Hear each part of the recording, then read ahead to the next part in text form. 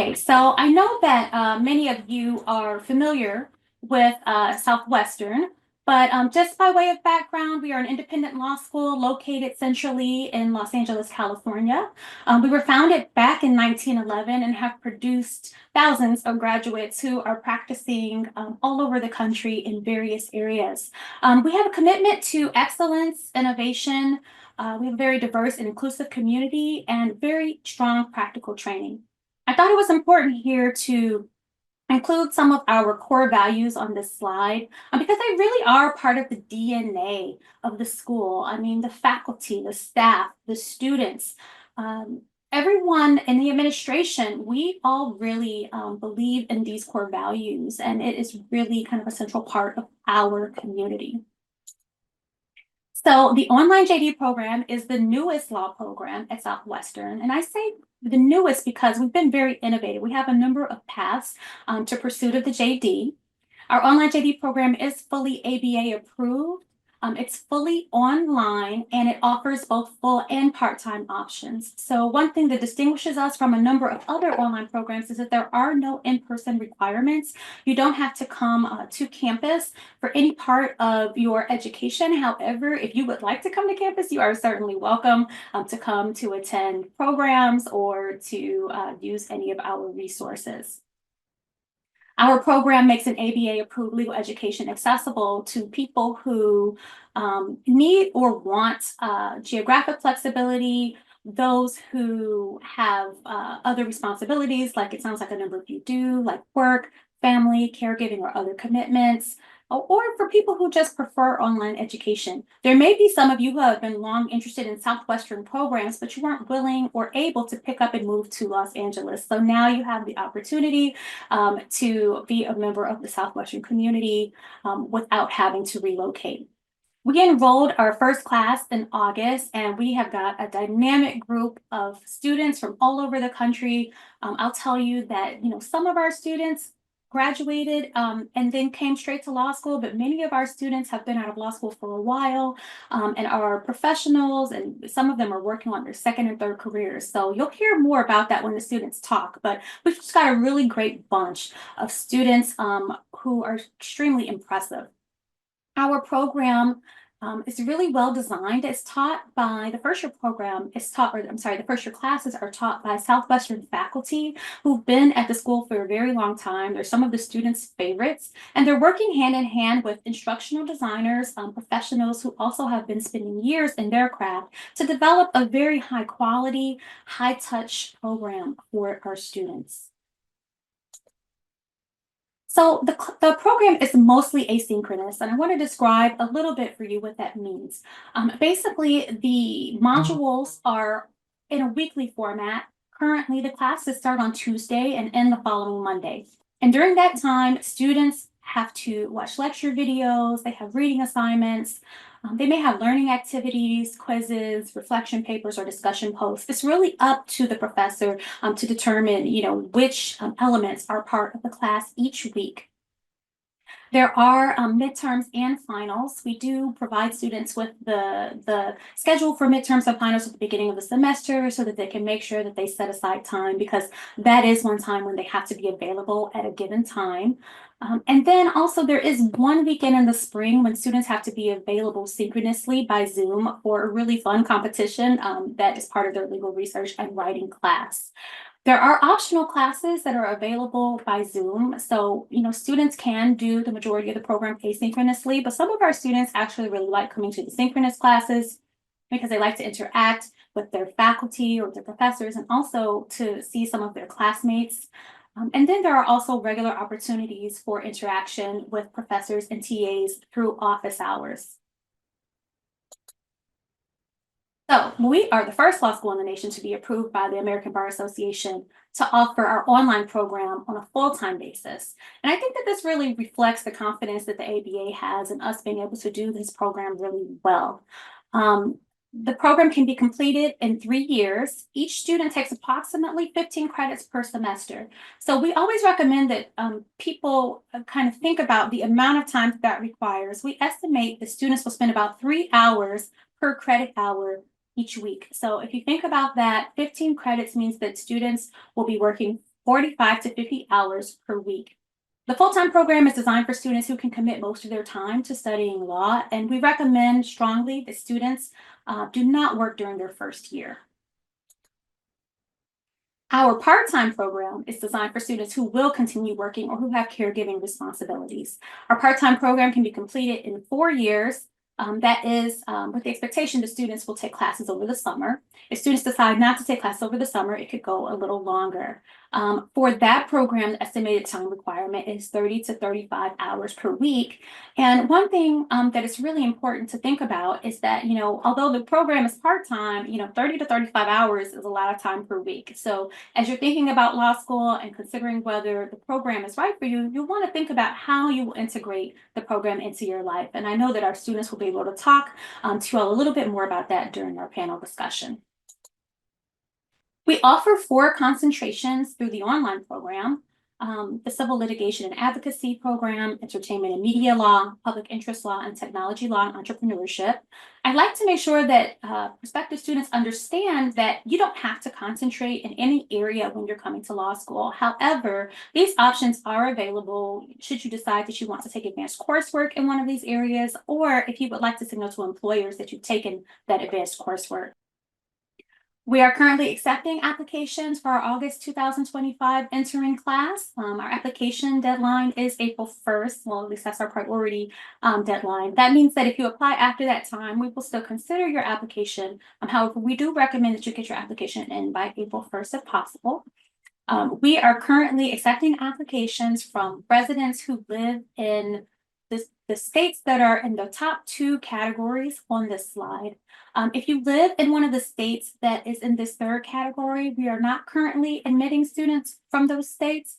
However, that is just for the 2025 term. So if you are interested in the program and you would like to look to it in the future, please reach out to us. We may be accepting students in some of these jurisdictions in 2026 or 2027. So again, this is just meant to be a brief overview of the program. If you're interested in learning more, please attend our info session on February 27th. You can also email us at onlinejd@swlaw.edu. And also, you're about to learn a lot more from our students in just one moment. So with that being said, I'm going to allow our students to introduce themselves. Let me just stop sharing. Okay, so I'm going to start with Lydia, but my first question to the panel is, please introduce yourself and tell us why you decided to apply to the online program at Southwestern. Okay, hi everyone. Thanks for joining us. So I'm Lydia. I'm in the full-time online program. I currently live about 30 minutes north of San Diego, and I'm coming to law school as kind of a midlife career shift. So before this, I worked in special education, and I decided to do law school to pursue advocacy work. So I made the pivot last year. The reason I decided to come to Southwestern is although I live near San Diego, I don't live close enough to a law school to make it realistic. I also have a young son who I'm the primary caretaker of. And so this program allowed me the flexibility to still do all of my caretaking duties and attend law school full time. Thank you. Dan? Hi, everyone. I'm Dan Seco. I'm in the part-time program.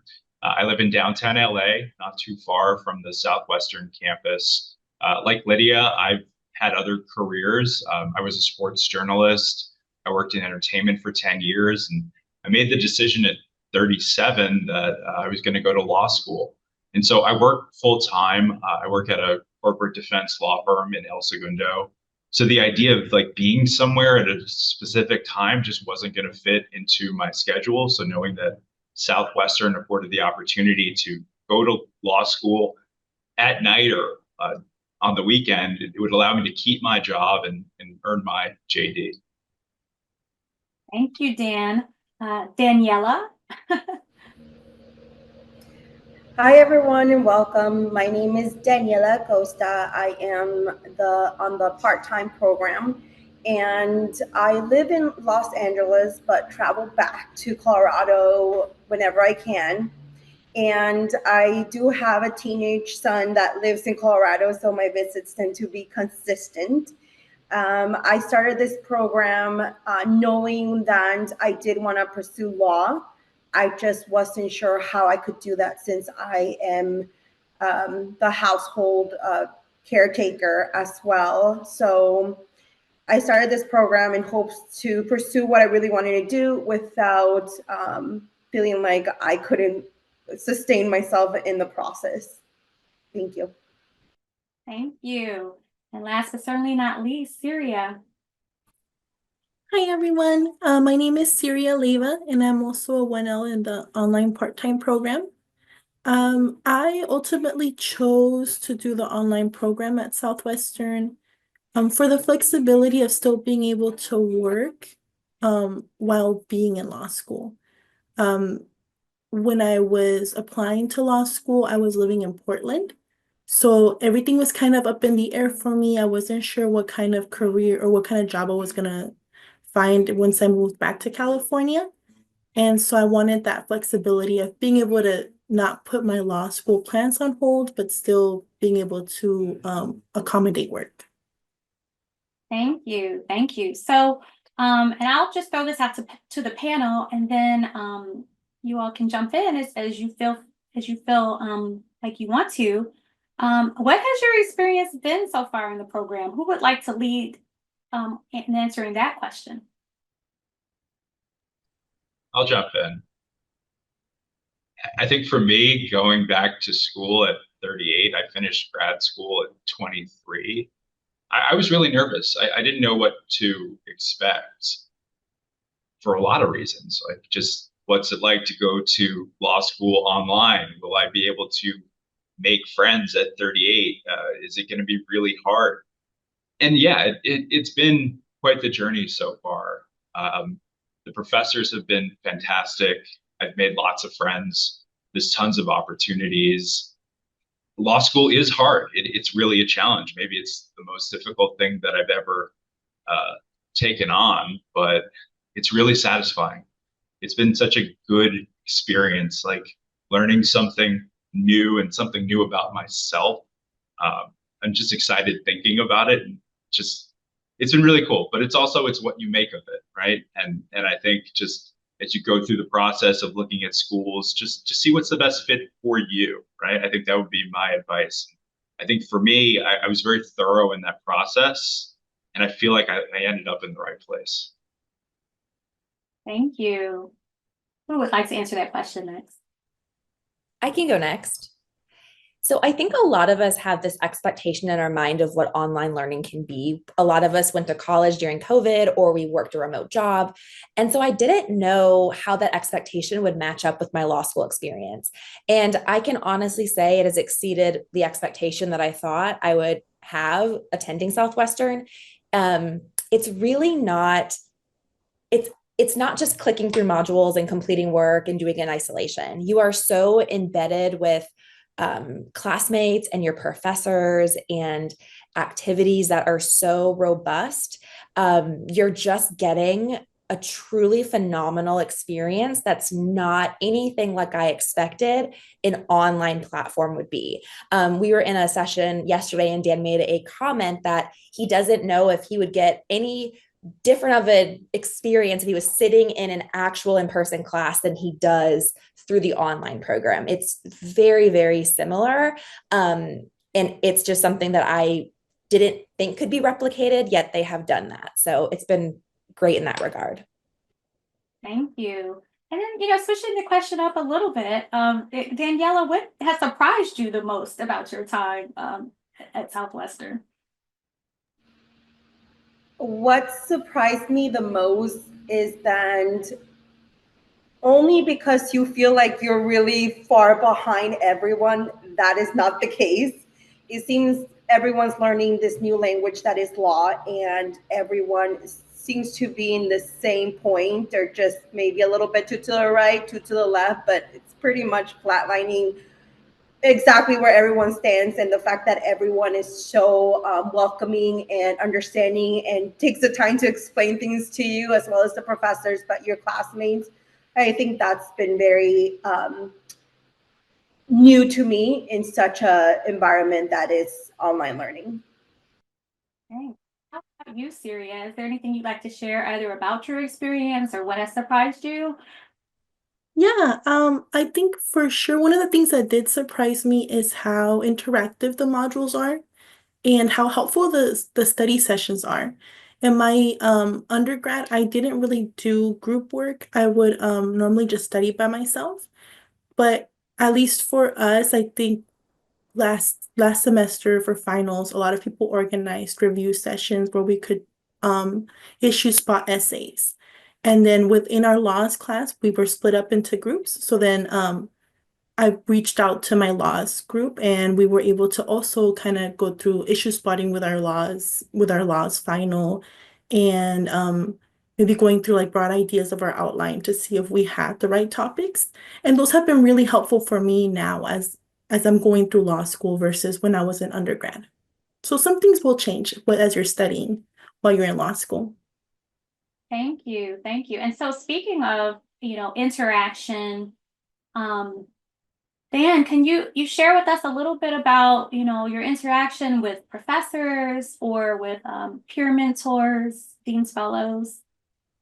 Yeah, it's been great. I'm on this advisory board with the dean. I'm on it with Lydia as well, and we have a chance to really shape the program. And I find that to be so fascinating. I went to two very large schools for undergrad and for grad school. There's a real intimacy to the Southwestern experience. I know all my professors. I know many deans. Being in LA, I've even had the opportunity to socialize with them. But even just thinking within the construct of being online, professors respond to emails very quickly. Office hours are fantastic. It's just such a good way to get to know professors, get to ask them questions about material, and just kind of think a little bit outside the box as you prepare for midterms and finals. And just kind of go back to the surprising thing. I think the sense of community within the students, it's happened so organically. We have students all over the country. Connecticut, Texas, Montana, California. Everyone's supportive. They lift each other up. It is law school. I'm sure, it is competitive inherently, but there's a real positive vibe. So I think for some of you out there, I'm sure you're like, what's this all about, right? I think that's the cool thing about it is everyone has kind of come together. Everyone's working together and showing each other like kindness and grace. And I really appreciate that. Yeah, and speaking of community, so your class has done a really wonderful job of connecting with one another. I know, Syria, you mentioned some of the study sessions, and Dan, you've mentioned the way that you guys have connected. But any of you like to elaborate a little bit on the friendships that you've made with your classmates, even though you're all online? Yeah. I can. Yeah, it's really fascinating. Like Dan had mentioned, some of my closest friends live on the completely other side of the country, and we talk every single day. Some of this has been really structured through things professors have set up and have organized, but a lot of it has just been natural and organic and exchanging phone numbers in the beginning and then forming study groups. The amazing thing is that with Zoom, you can be face to face with someone in 5 seconds by sending a Zoom link. I just don't feel like I'm missing the social component or the interactive component. Our classes do have quite a few interactive activities where we are working with classmates, and that has allowed us to meet people as well. So there's definitely both structured and kind of informal opportunities to meet your classmates and find people in your time zones or not in your time zones. I have a friend who's a night owl over on the East Coast, and it works out great, me being on the West Coast. So it's just really like others had mentioned, what you make of it. So, Daniela, can you tell us a little bit about what are the classes like? I tried to describe them a little bit in my highlight section, kind of the asynchronous nature of them, but I don't know that people really will understand until they start doing them. But I would love for the panelists to share a little bit about the classes, and also to let you all know that I will be doing a short demo one of our classes at the February 27th section. But Daniela, if you could start that conversation, and then any of the other panelists, feel free to also comment, because you all may be having different experiences with the material. Alrighty, so the classes are nothing that you would expect to have done in your undergrad. The classes, not scaring anyone, but just be aware it is time commitment. There is a lot of learning. There's a lot of questionings. There's a lot of things that you have to be aware of and be in control of as best as you can. And if you're not able to do that, then do reach out. The structure is that you're responsible for your work. You're responsible for asking questions. You're responsible for going at your own pace. And you really do have to respect your time and the time you invest in every class, because it's there. The work isn't going to go away. All of the work that is there, it's meant to teach you something for the next step. And it's so fun, but it's so challenging because it is, at the end of the day, a commitment. And I think that's the biggest thing that I would say is the structure of the class. There's a commitment, there's a responsibility, and you just gotta do one thing at a time. Don't put it off. Give yourself your breaks, but don't put it off, because then you're gonna snowball into more work than you need. But you just gotta be organized and take accountability for your time and your effort. Thank you. Who would also like to share a little bit about their experience with the class material and asynchronous classes? I can go next. Sierra, go ahead. Oh, thank you. Like Daniela said, the materials are fun. The cases are really interesting. Some you'll find probably more interesting than others, but at the end of the day, you're having fun. However, they are also extremely difficult. I can literally feel the wheels in my brain turning as I'm writing a laws paper or as I'm trying to figure out how to fit contracts together. Um, but I will say it is really helpful to go to the synchronous sessions. I am guilty of sometimes skipping synchronous sessions and then trying to watch the recordings later. It is, I get it done because it has to get done, but it's really useful to go to your office hours and ask those questions in real time, or going to synchronous sessions, because then you get it done with and then you can move on to the next step instead of pushing it back. That would be my one tip. Either go to office hours or go to synchronous sessions, or both. Thank you. And then, like, what about balancing? I know all of you are balancing. Even Lydia, you're full time. You're balancing school as well. Like Daniel, do you have any tips about balancing? Yeah, it's hard, right? You really have to want to be here. You can't just wait until the end of the semester and be like, oh, now I'm going to try. I think the way that the course work is structured, you have to put it in the time and the effort each week. So for me, in terms of finding balance, like I get up at 5 in the morning, I work out, I go to work, I work until 5, and then I just dive into my studies. And sometimes it means going to office hours. Sometimes it means a synchronous session, small group session for one of my classes. It looks a little bit different every night. And I think that's great in the sense that it doesn't feel redundant. But you really, like I said, you kind of have to do it incrementally. Otherwise, you will get behind. And you have to take time for yourself, right? It's not just 100% work and law school. For me, it's making sure that I take my wife out, we do something fun, or making sure that I go to church, just finding balance so that you don't get burnt out, because it is easy in any law school program to get burnt out. I think finding that balance is imperative for success. Thank you. If anyone else would care to jump in about how they balance. Sure, I'll jump in. I think when you envision an online experience, they tell you over and over what the commitment is. They tell you 45 to 50 hours for full-time, 35 for part-time. And in your head, you think sometimes, okay, well, I could probably work faster, right? I could do it quicker. I could cut something out, but you can't. I'm just saying it is fully what they tell you the commitment is. Only saying that so that when you're making your decision on attending an online program, it is every bit of the same time commitment as an in-person program. And that balancing, fortunately for us online, we get to be more flexible with it, right? I get up at 5 a.m. as well. I can do things during my son's nap. I can do things here and there. So we get to choose how we space out our 45 to 50 hours, but we aren't getting out of any of the hard work that would come with an in-person program. Thank you.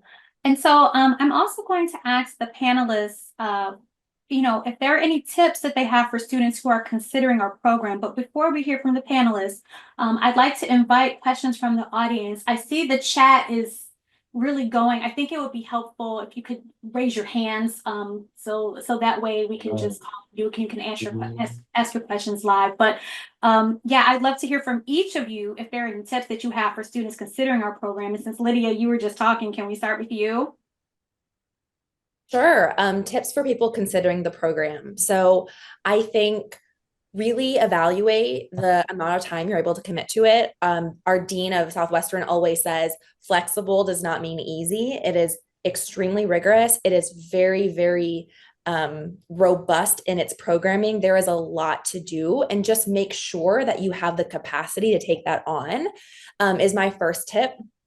My second tip is really get ahead of everything you possibly can. You just cannot procrastinate. There just isn't room for it.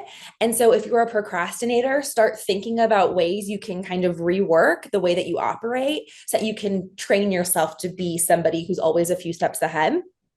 And then I think finally and thirdly, just go in with the expectation that there's going to be a little bit more work on your end to form relationships, to meet with professors, to take that initiative to do that. But once you do it, it's going to just pay dividends. So that would be my few tips. Thank you. Syria, what Um, tips do you have for anybody who's considering our program? I think a big tip would be to also, yeah, evaluate how you learn. I think the online program is really great if you are a self-learner. Um, and we do have those supplements of going to office hours, of having asynchronous sessions. But if you're someone that wants to be in an in-person setting, really think about that as well. Um, because then I wouldn't want you to go into the online program and feel like it can be a little bit isolating if you don't put in that extra work, like Lydia said. And it is a learning curve. And it'll be a learning curve for you to do law school, but it'll also be a learning curve for you to know how to reach out to people and create those connections. Thank you. Daniela, what tips do you have for our attendees? Pretty much almost reiterating what my classmates have said, is commitment, figuring out yourself, understanding that you are learning, be kind to yourself, be patient. One of the first things I learned, or I remember being told when I started this program, is trust the process. And that has continued to play in my head consistently when in the best of moments and in those moments where I feel like I'm not doing as well as I think I want to be. It's all trust in the moment. I can see myself be in a different spot than I was when I first started this program, and appreciate those wins and keep working at being better, and don't let things go. Don't procrastinate at all if you can't. Look, take your breaks. Understand, please take your breaks, because it is a lot. It is constant. It is so much learning. It's constant. But you do have to give yourself those little breaks so you don't burn out. You have to give yourself those little breaks so you're not like constantly blocking yourself out. So commit, give yourself a break, acknowledge your achievements, trust the process, and just make sure you don't procrastinate at all, because that's not going to help you in the long run. Thank you. Dan, what tips do you have for our attendees? I would say this: law school is humbling. Whether you go here or any other school, it will probably be harder than you expect, but give yourself some grace. Know that it is a process, like my classmates have said. And I think maybe most importantly, as it pertains to Southwestern and the online program, we're talking about our own individual experiences. There's so many different ways to do it. Everyone comes from different walks of life, different responsibilities. Some people have to only do classes and all their work on the weekends. Some do it at night. And I think that is what's really cool, that you figure out what works for you. And the way that the program is designed, it allows you to do that. So for me, like, I really want to be involved and engaged and just doing a lot of things. This program allows that. I'm basically mirroring what I would want out of an in-person program through this program, which is great. But there's other students that are thriving. They don't attend any other activities. They do their own thing. And that's what works for them. And I really like that we can all do the same program, but it looks a little bit different depending on the person. Thank you. So I want to get to some of the audience questions. I see we have some questions lined up. Let's start with Denise. Hi, good evening. Thank you so much. So so my intent was to take the LSAT this Saturday actually, and submit my application this month in February, but I lost my father and my stepfather in the last 2 weeks, and I am not even going to be able to take the LSAT this weekend because of funeral. And so my question is, I know that spaces are limited at Southwestern, and my concern is pushing the LSAT out to April and just not being accepted for lack of space maybe. And I'm wondering if it's best if I should wait to apply for the 2026 school year. Dean Spann, I can take this one. So as Dean Spann mentioned in her overview, the application deadline is April 1st.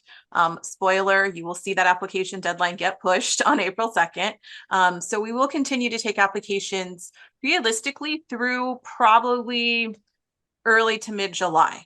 And technically the latest LSAT that we will consider for our August programs is the June LSAT. So I know there was a little bit of questions in the chat about our 2-year accelerated program. The latest LSAT for them is the April test because they do start in June.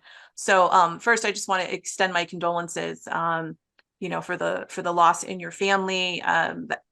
If you had said you were going to go ahead with the test, I would probably have discouraged you from doing so. So I do think it is in your best interest to not.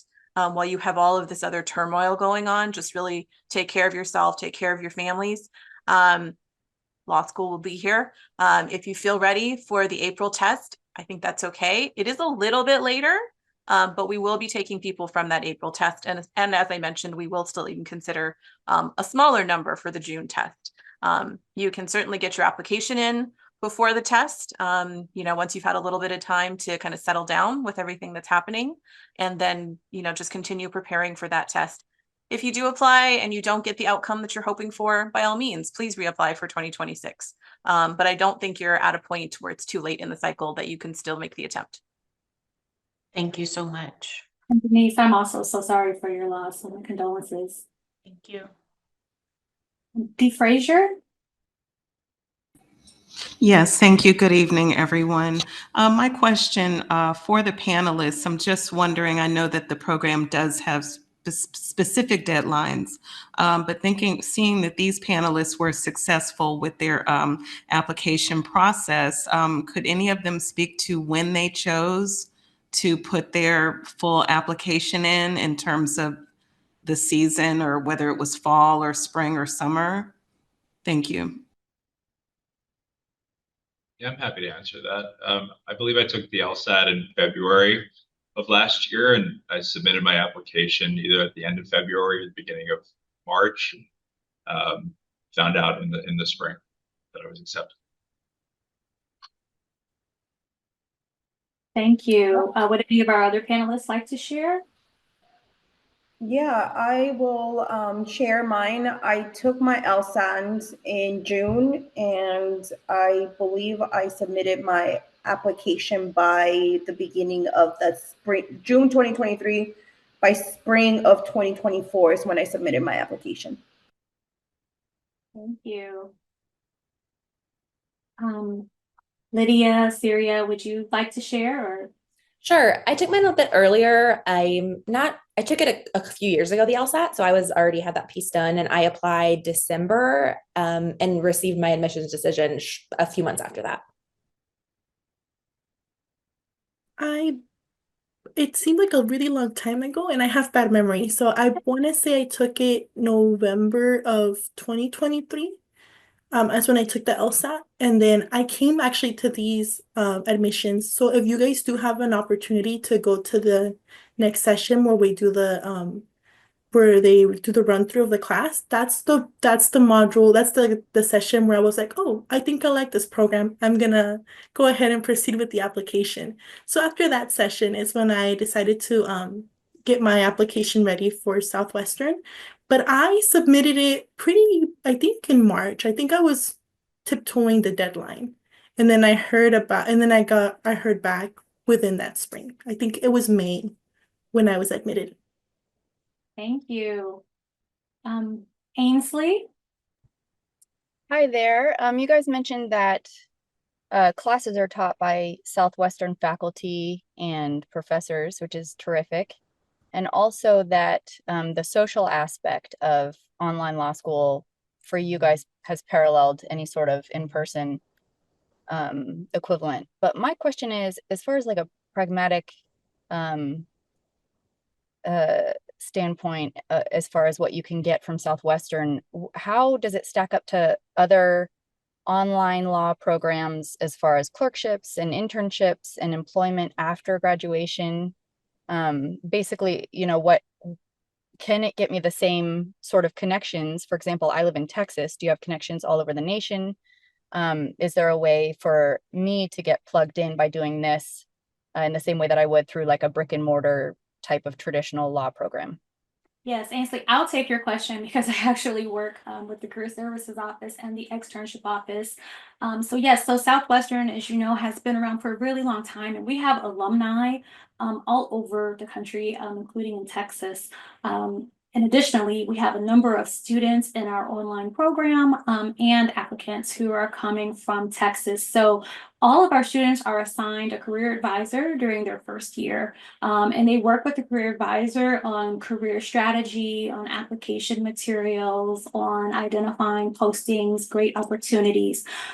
We also have an externship office, which works with students to help them to find externships. And just so you know, the difference between an internship and an externship is that the externship is basically for class credit, and the opportunity has to be vetted by the school, versus an internship, which is something that you would just go and like apply to a law clerk position at a law firm. So our students have the support of, the Career Services Office, which is on campus, but then I also work with students who are living outside of Southern California in terms of helping them to identify networks, make connections to alumni, identify internships and externships that kind of put them in a good place to build the legal experience they need to be successful after graduation. I have about 10 years of experience in career services. So we are making sure that between, the expertise of our career services office, our externship office, as well as myself, that our online students are going to have the same opportunities as our residential students. This is our first class, so we don't yet have data about how people are doing in the job market. Our class just started in August, but if you have additional questions kind of about the career services that we offer, you can email me at that online jd@swlaw.edu email address, and I'd be happy to talk with you individually about it. Any other questions about the career aspect, Ainsley? No, that was really helpful. I appreciate it. Thank you. You're welcome. Rosa? Hello, good evening, everyone. Thank you, everyone, for all the shares and knowledge. My questions just surrounded the commitments. I definitely want to make sure that whichever program I do apply for, that I feel that I'm confident of the commitments. And I wanted just to ask, as far as the two programs, I know the 35 hours, I think, was one for part-time. Now, is that outside independent studies, or is that including time that's spent with the class? That's pretty much it. Thank you. So would any of our student panelists like to answer that question? I'll take that. Yeah, I would say that I've probably put 30 to 40 hours depending on the week. Some weeks, it's going to be more intensive, and it might be because there's more classes or there's a big paper due or you're studying midterms, but that is the total. So like for me, I try to put in time every night after work, and then I put in some time on the weekends. Just really try to balance. Like I'll map out my week before it starts in terms of each class. What's required of me? What do I have to commit to?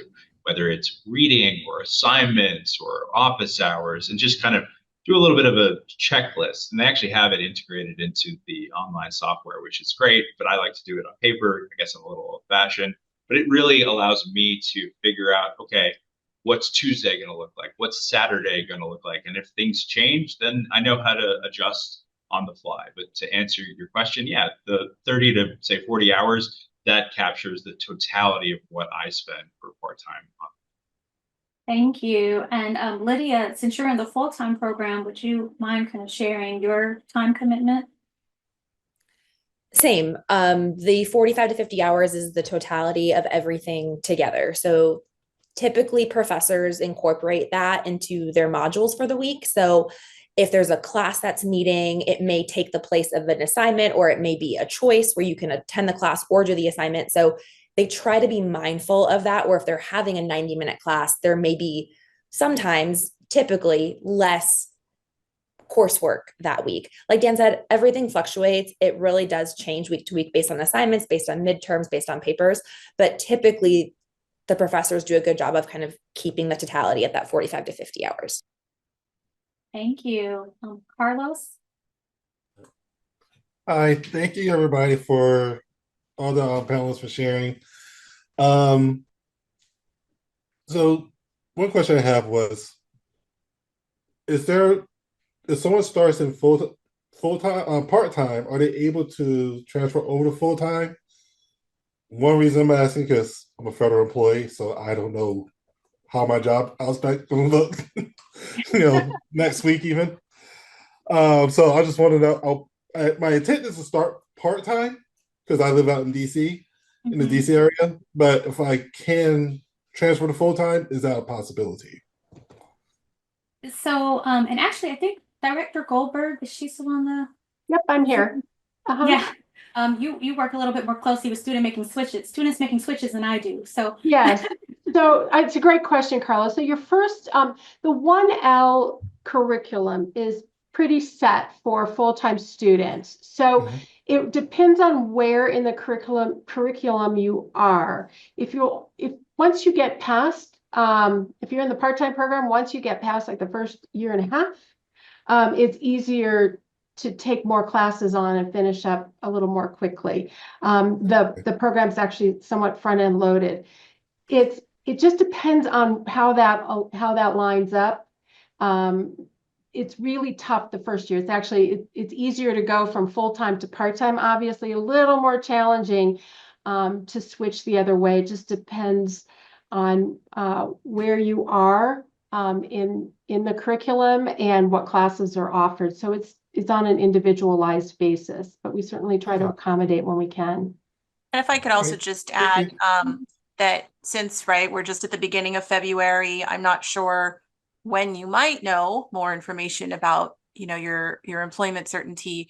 But if you apply for a specific program and before the program starts, you want to switch your program of, your first choice, then you would work with me in my office in order to make that switch. So we just need something in writing. And if you've already been admitted, there's just some administrative stuff we need to do on the back end. But so you have that kind of window before school even starts. Sometimes people want to make a switch immediately after school starts. So that's, fairly manageable as well. But at that point, you'd be working with the student services office, not the admissions office. So just to kind of give you a sort of longer, runway to understand how those choices could be made and at what point. Okay. And second question I had was, I noticed from the chat that a few of us have been paralegals for 25 years plus and probably still working on our current jobs. Um, is there a chance for our externships or internships to be done at our current employment? You know, obviously not doing paralegal work, but Yes, yes. So so again, an internship is something that you kind of work out with an employer. You wouldn't necessarily need an internship per se if you're working there, or you could, ask to work in a law clerk capacity, et cetera. But for an externship, yes, that is a possibility. And again, the externship is just vetted by the externship office. There is a class credit component to it. The externship office does have to work with your supervisor to make sure that they're giving you like actual legal experience, and that the supervisor will agree to certain terms that the externship office would like them to agree with. But that is a possibility. Yes. awesome. Thank you. Appreciate it, You're ladies. welcome. Jennifer? Yes, hi, good evening. Well, my first question was just answered. I had the same question as Carlos. I'm also a federal employee with uncertainty in the immediate future with my employment. So I'll just ask my second question, and this question is for Daniel. Well, really for any of the panelists, but because Daniel, you shared your timeline, I just wanted to know, as an experienced adult learner returning to an academic environment after such a long break, after graduate school, what was your biggest challenge? It's a great question. And I think there's a dog barking in the background. That's on my side. I apologize if you hear that. Biggest challenge. So before I enrolled in law school, I actually received a paralegal certification through UCLA Extension. So that was like my first foray back into education, and that was easy compared to law school. What was the biggest issue? I think teaching myself how to study and teaching myself what does studying look like for law school. Fortunately, comparing when I graduated to now, there's been a lot of advances in terms of what you can use. So making like flashcards online rather than like handwriting them, that was huge for me. Learning what it means to draft an outline for each one of my classes, that was a learning experience. But then just like figuring out what does it look like to study within a group and finding the right people to study with. And fortunately, I was able to find students much smarter than me that were willing to work with me, and it's been really great. So not that I crushed it my first semester, but I have a sense of what it takes to be successful in law school. And I think the beauty of it, it allows you to kind of course correct in second semester and figure out what worked, what didn't, and just adjust from there. So I don't know if that answers your question. Yes, thank you so much. You're welcome. Thank you. I see we have about 6 hands and about 3 minutes. So I want to respect everyone's time. Daniel? Hi, thank you. And actually, this question is probably best directed at you, Chanté, since you're with the kind of the career development part of it. So my question is, I'm 43 right now, looking at, I'd be doing a part-time, so we'll say 47 graduate. What does it look like post graduation as far as from a work expectation into the real world? And have you had any graduates make that transition successfully, at the later stages in life, kind of that secondary career, heading towards that 50-year-old age mark, Yeah. Well, we certainly have from our residential program, but again, our online program just started, so all of our students right now are 1Ls. But yes, what I find is that employers actually really like people who have had some career experience, have had some life experience. They kind of come into the workplace with a different perspective and a certain level of maturity that some younger graduates don't necessarily have, and some additional skills that they built through their prior careers. So in my time, counseling, more like older graduates, basically, they have been pretty successful in the workforce. But And again, just, not from this program because our people haven't graduated yet. sure. And then probably for more of the brick and mortar, what is a typical like post-graduation schedule look like as far as hours worked per week? Because you hear these stories of, young associates in law firms working 60, 70, 80 plus hours a week. Would that be typical even at, from your 20-year-old to the 50-year-old? Yeah, that doesn't really depend on age. That really depends on the type of position you pursue. So in big law, yes. Yes, those hours are real. They are real. And they expect them and expect you to be on call. Sometimes the hours are sometimes they're a little bit better in small and medium-sized firms. That kind of depends on the individual firm. Generally, some government positions, provided you're not going to trial, may have fewer hours. Some nonprofit work may have fewer hours, more of like a regular work schedule, but that's really going to be dependent upon where you choose to go. Fantastic. Thank you very much. You're welcome. Okay, I'm Fatima. Hi, thank you everyone. I had a question for the panel, the student online panel, which is, what did you learn the hard way? What did you wish you knew when you got started? Thank you.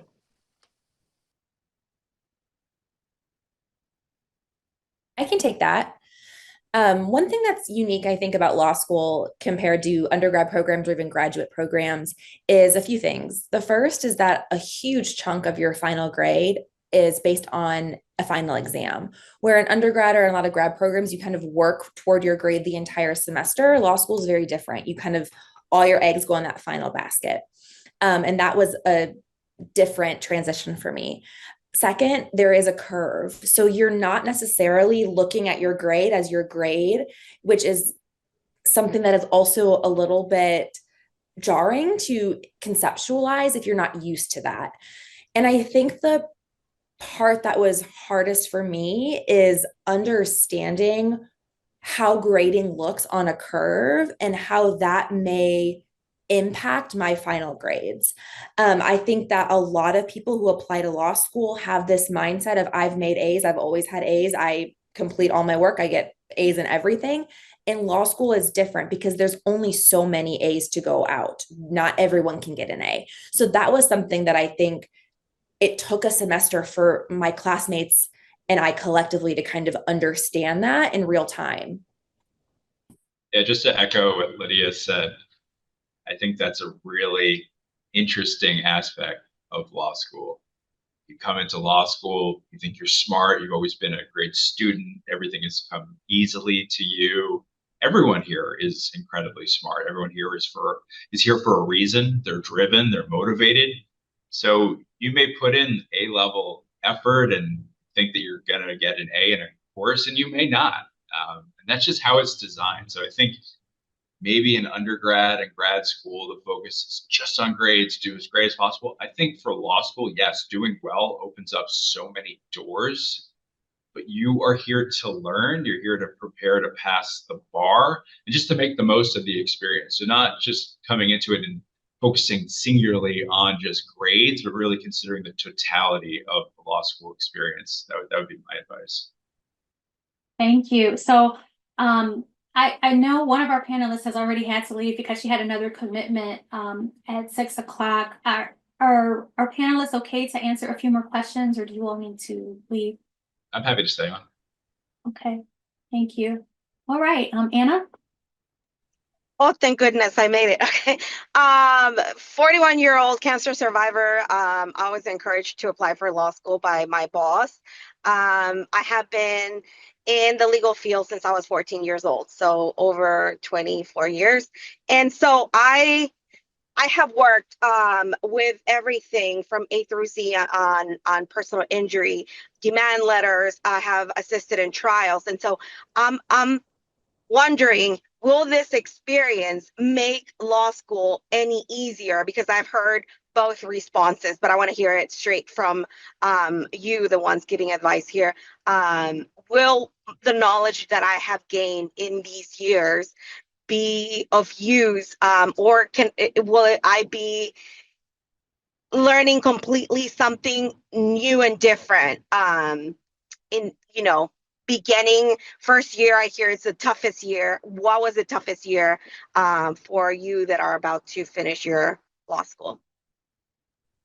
I'll just jump in, not to dominate the conversation, but I too am a cancer survivor. I had stage 4 non-Hodgkin's lymphoma, and I do work at a law firm. So I guess I can kind of capture both aspects of what you were asking. I actually think it's the resiliency that comes from like dealing with a life-altering experience of having cancer that I really draw from the most.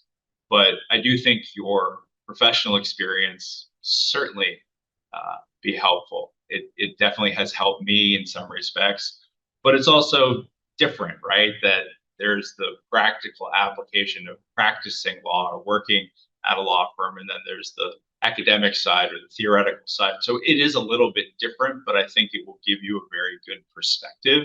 It's not going to inherently make it easier for you, but I think you may be able to digest certain things, be able to relate it to real world situations. So I think both your cancer experience and your work experience will be really helpful to deal with the ups and downs of law school.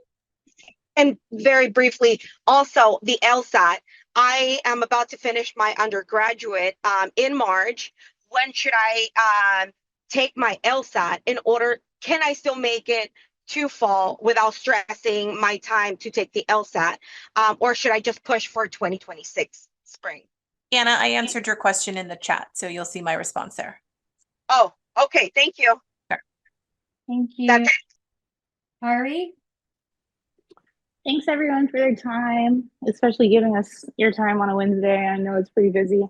My question is, so I work a full-time job that is pretty strenuous and pretty client facing. And I'm wondering for the panelists specifically, those who work full-time jobs, how did you go about telling your jobs you wanted to go to law school or you're going to law school? Like, did you actually have a timeline of when you started to have conversations with your boss, whatever the case may be, but anything is helpful. Thank you. I can jump into this one. When I was applying, my references were my bosses. So I timed it out so that I could tell them a month before I wanted to set up my application. Just so that they would know, like, hey, can I use you as a reference? And also, this is my plan.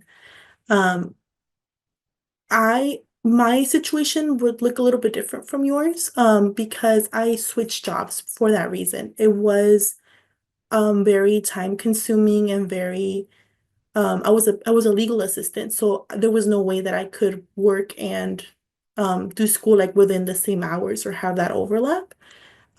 Which is why I switched over and now I work at a nonprofit. That I still get my 40 hours in, but it's not as I don't have to put in that overtime how I used to. So that is something that you do have to consider is like, will work be able to will you be able to accommodate both work and school? For me at that moment with that job, I couldn't, but then I let my bosses know well in advance. As soon as I got accepted, that's when I realized, you know what, I can't keep up this level of work and do school. Which is when I told them. But I think someone else might be able to speak to like keeping the same job and being able to accommodate school on top of that. Yeah, I'll jump in. My job has been incredibly supportive. They've encouraged me to go to law school. The managing partner, she graduated from Southwestern. They know that my schedule may fluctuate depending on extra things that I want to take on as it relates to Southwestern. But kind of going beyond the scope of me, I just want to think about my different classmates. We have classmates that work in entertainment as talent managers, as people that work in the government. One person works for a congressperson, one person works for like city council. There's people that work in sales, other people that work in law firms. So you can make it work. It's not just the people that work in law firms that are able to go to school at night and do that. I think it obviously depends on your situation, but I think if you're in a good place and your employer likes you and they see the value of what you're doing, there's a way to make it work. And I do think that this program in particular affords like so much more flexibility than some of the other programs I was considering. So just knowing that, it just made it easier to balance both. And I haven't suffered at work at all in terms of my performance, and that's really important. Thank you, Daniel, because I'm a talent agent at an agency, so I'm a little nervous just because the career that I'm in is very, it's demanding, but it's nice to hear that there are other classmates that are also in that specific realm. If you don't mind, I'll reach out to you privately if that's helpful. I actually worked in entertainment. I was a literary manager, and maybe there's an opportunity for you to speak to the classmate that does what you do, and that would give you some further perspective. I appreciate it. Thank you. Thank you, Ari. Juan?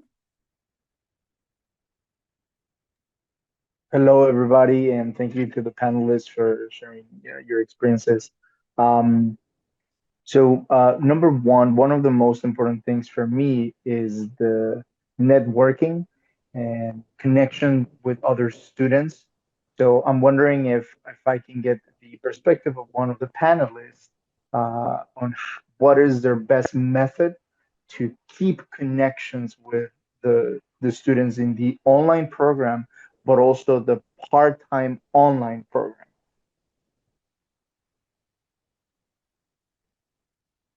Yeah, I can take that, or Lydia or Siri, if you want to jump in.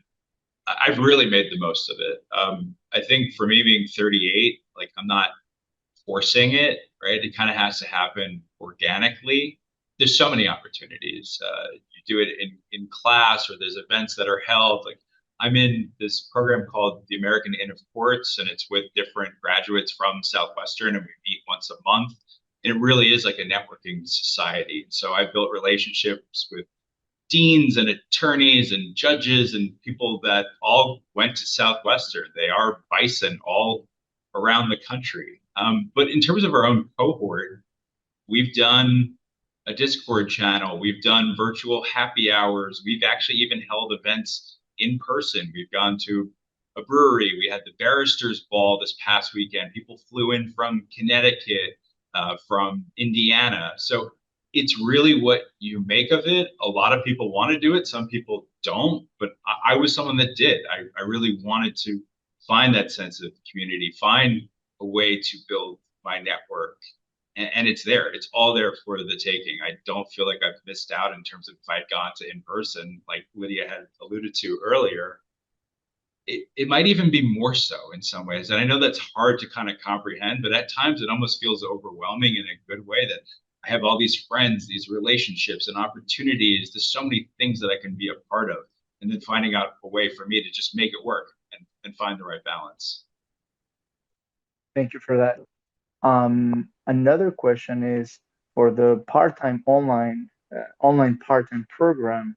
What would be a reasonable amount of hours someone can work and still be successful in law school, competitively successful? So I think that that's going to depend upon what you do and how demanding your job is. I don't know if the panelists would disagree with me on that, but everybody has such different work. Just for context, paralegal, personal injury litigation, hardcore litigation. So very demanding. Yeah, I work a similar job, and I work full time.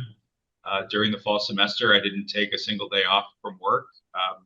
Am I at the top of the class academically? No, but I got A's in some classes, so I found the right balance for me. Is it doable? Yes, it is. But like Dean Spann said, I think it depends on the person. There is a learning curve for sure, but is it possible? Yes, it's definitely possible. Perfect. Thank you so much. Lastly, for the I'm sorry, oh, Juan. my bad. Wrap It's up. okay. We've got 2 more people. Please feel free to email online JD, and I can put you in touch with the panelists who you have an additional question for. Thank you. Mm-hmm. Fatima? Hi. Oh, my screen's upside down. Hi. This question, this question was for Lydia because she had indicated that she's full-time online. Is she still on the panel? Yes, hi, I'm right here. Oh, okay. Hi. Specifically when it comes, because you mentioned this and it sparked my curiosity. Specifically when it comes to assignments, exams, midterms, and the like, is it a situation where you are given multiple choice questions to answer, as well as say essay where you're doing like an IRAC situation to a fact pattern, or is it, you know, more nuanced than that? Like, can you kind of break down what your experience was that, you know, first semester 1L experience in the online program? Sure, I'm happy to. It's a great question. So the midterms are primarily going to be an essay response about a couple hour long exam. And then your final exams are going to be 3 hours long. And they're typically going to consist of a handful of multiple choice questions and then 1 or 2 essay questions. And the essay questions are going to be exactly what you mentioned. So reading a fact pattern, issue spotting, and then providing the IRAC responses. Okay, and as far as that rule of law in the IRAC, that's something you innately will come up with based on the types of cases and things that have come in the lecture series and the assignments and whatnot. Yep, the professors make a really will absolutely provide you with that information before the final. Okay, that's awesome. Thank you. Yes. Thank you. And last but certainly not least, Shahin. I'm sorry for mispronouncing your name. That was good. That was close. I just had a quick question about just waiting and between the time. Just while you're waiting for your applications or while you're deciding for which law school to go to, was there any specific thing that you studied or you looked at that really helped you within your first year of law school? Or is there any way that or anything you recommend that we should really like study or read to help us with getting a little bit ahead in the 1L by any chance, other than just, you know, casually just reading and reading more to just get us prepared for law school? But separately, is there anything specific to study for the 1L before just going in? I'll take that one. I'll give you the same advice someone gave me, and it turned out to be perfect. You are going to have so much reading when you start. Just take the time before law school and really work on figuring out a schedule, figuring out ways that you can, in healthy ways, relieve stress. How do you schedule your time? How do you communicate with people the expectation that's on the horizon? There's really not anything you can read in advance. And I'd actually discourage you from trying to do so, because what will happen is you will read this contracts book that you found on eBay and someone on Reddit told you to read it. And then your professor will on the first day say, whatever you do, don't read this book. And so you just really have to wait until you meet your professors and just use the time to just soak in your last few weeks and get a really good balance in your schedule. Yeah, I'll co-sign what Lydia just said. Definitely don't read anything. Build an infrastructure. Give yourself the best base to build off of as you head into your first semester, because it will be a lot. It'll be overwhelming. It'll be a culture shock. Every feeling and sense that could possibly exist will take place in that first week or two. So yeah, just really get a sense of what's your schedule, who's going to be your support, what are you going to do for fun, but don't read. I'd say if you could do something relaxing or take it easy in the build up to law school, that's probably a smart move. So yeah, don't read. That's not a good idea. So I am going to give a shameless plug to some of our summer programs for entering students. If you really do want to do something, and I completely agree with Daniel and Lydia, if you go lay on a beach somewhere for a little bit, that's a good way to prepare for the start of law school. But if you are the type that you want to kind of do something and, you know, kind of feel like you're actively preparing, we do offer something called Bison Boot Camp for our residential students. And there was something called Bison Essentials for the online students. It's just, it's pretty short. It's not going to be very extensive. It's not going to take a ton of your time, but it'll kind of give you an overview of what to expect. So that's something maybe you could look forward to. That'll be available to every incoming student for free of charge. For a fee, we do have a summer legal writing program that is taught by one of our professors. And so there is a Zoom option for that course. So we haven't yet announced it, but it's only available for our incoming students. So it's available to those admitted. And usually there's about I think she does 2 sessions. I think between both, there's about either 40 to 50 spots. So it's not meant for everybody. Not everybody needs to do this. Not everybody wants to do this. But for somebody who really is craving some active thing that they could do, those would be some of the things you could consider. So I want to thank you all for coming, and let's give a big round of applause for our panelists. You guys were fantastic. Thank you so much for sharing your experience with all of our prospective students. And I've included, the email address in the chat a few times. Feel free to reach out to onlinejd@swlaw.edu, or you can reach out to the admissions office with questions.